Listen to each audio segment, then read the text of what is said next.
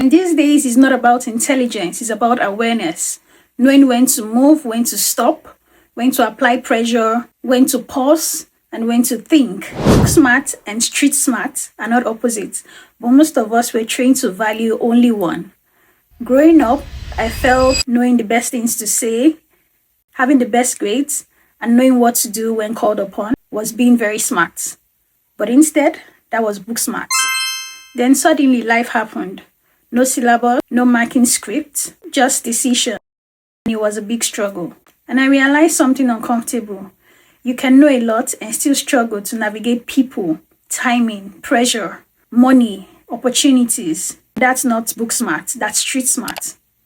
And as time went on, I realized that I was numb to the fact that I had no clue on how to move forward, on how to move past certain situations, or even how to really think under pressure.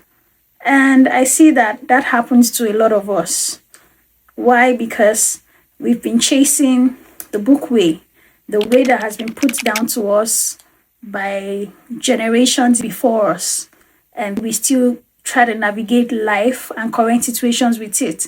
And we see that sometimes it doesn't even work in our favor.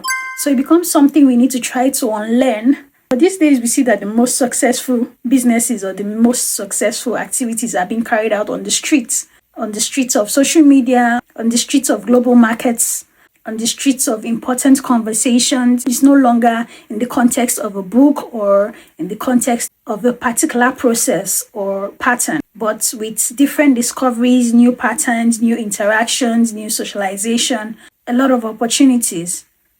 Let me pick your mind a bit. Have you ever prepared perfectly for something and still felt unsure about it? Or have you made zero plans and just moved with your instincts about a decision and it turned out to be extremely successful? That's the gap there.